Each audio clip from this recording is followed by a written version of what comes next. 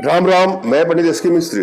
किसी भी युवक युवती स्त्री पुरुष का संभोग वशीकरण करना चाहते हैं। आप चाहते कि खुद ही आकर के आपसे अपने प्रेम का इजहार करे। आप चाहते कि वो आपके प्यार में व्याकुल हो जाए, पागल हो जाए, दीवाना हो जाए। तो यहाँ पर मैं जो प्रयोग लेकर आया हूँ, आजमा के देखिएगा। इसमें आप जिसको अपने बस में करना चाहते हैं उसकी एक फोटो की आवश्यकता है। फोटो कोई भी चलेगा, ब्लैक एंड व्हाइट हो या कलर हो, कोई भी चलेगा। अपने मोबाइल से फोटो निकलवा सकते हैं, प्रिंट आउट निकलवा सकते हैं। उसका एक फोटो प्राप्त करना है। अपने आप में बहुत छोटा सा और सरल प्रयोग है। श्रद्धा भाव और विश्वास के साथ आप इसको करते हैं या करती हैं तो सफलता अवश्य ही मिलेगी। जब भी आप कोई प्रयोग करें तो अंदर से खुश रहने का प्रयास करें। अंदर से स्माइल, गहरी गहरी सांसें लीजिए। आप सोचिए कि आपके अंदर वो पावर है, वो क्षमता है कि किसी को भी अपने बस में कर सकते हैं या बस में कर सकते हैं। अगर आपके मन में टेंशन है, तनाव है, निराशा की ग्रंथि से आप जूझ रहे हैं और उस समय आप कोई प्रयोग करेंगे तो आपको सफलता ना के बराबर मिलेगी। अतः जब भी आप कोई प्रयोग करें तो अंदर से प्रसन्नता के साथ। आप किसी को बस में करने जा रहे हैं। भिखारी बन के तो आप बस में कर नहीं सकते हैं। रोनी हुई सूरत को लेके तो किसी का वशीकरण हो नहीं सकता है। आपके पास वो क्षमता होनी चाहिए, वो पावर होनी चाहिए कि आप दूसरे को अपने बस में कर सकते हैं। दूसरों को बस में करने के लिए जरूरी है कि आप अपने आप को भी बस में करें। ये नहीं कि अगला आपको रुला दे, आप रोना शुरू कर दे। अगला आपको हंसा दे, आप हंसना शुरू कर दे। आपका जो भी कंट्रोल है दूसरे पर यदि है तो आप किसी का वशीकरण नहीं कर सकते। अपने आप को उस अवस्था में लाइए, अपने आप में लौटिए। जब किसी को चोट पहुंचता है, कष्ट होता है, दर्द होता है तो वह इंसान अपने आप से बाहर हो जाता है। तो यहां पर आपे से बाहर नहीं जाना है। किसी ने गुस्सा दिला दिया, क्रोध हो गया, आपे से बाहर चले गए। किसी ने चोट पहुंचा दिया, चोट लग गई, अब उसकी याद में भटकना शुरू कर दिए। किसी ने धोखा दिया, अब उसको लेकर के आप माला जपते रहिए। तो यहां इसे कहते हैं आपे से बाहर होना।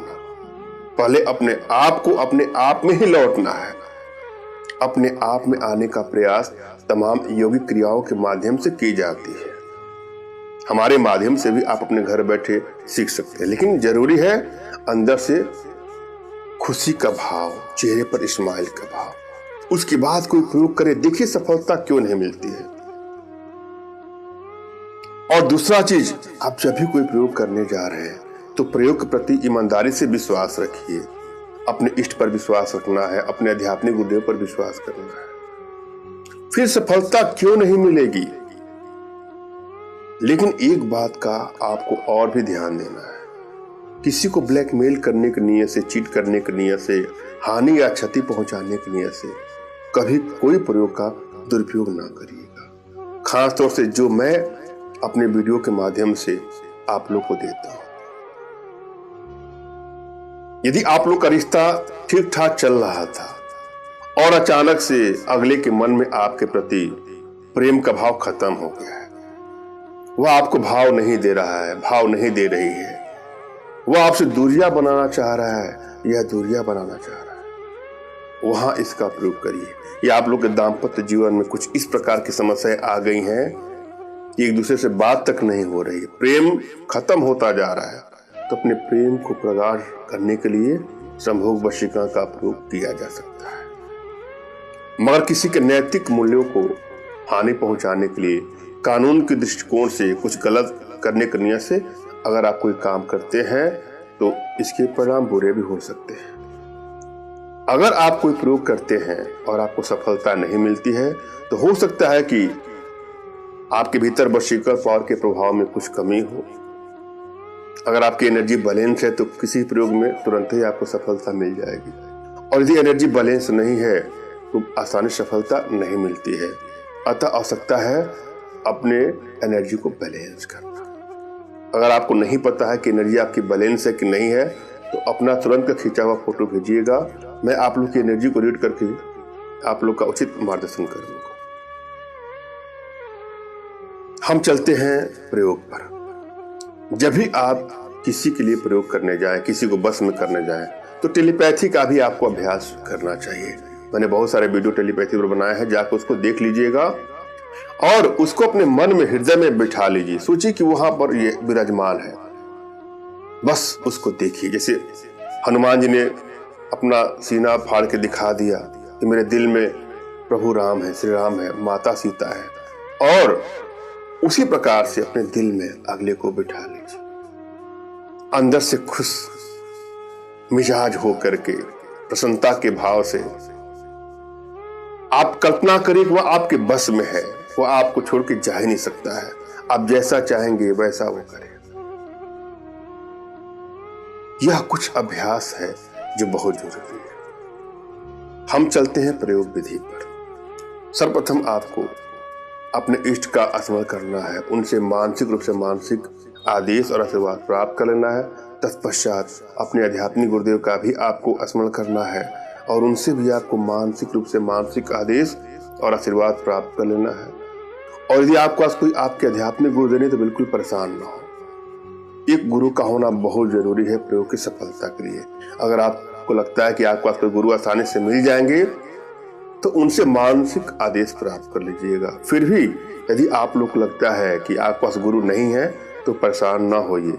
मेरे प्रति कृतज्ञता का भाव, श्रद्धा का भाव, विश्वास का भाव और समर्पण का भाव रखते हुए मुझसे ही मानसिक रूप से मानसिक आदेश और आशीर्वाद प्राप्त करके यह प्रयोग करें, आपको सफलता अवश्य मिलेगी।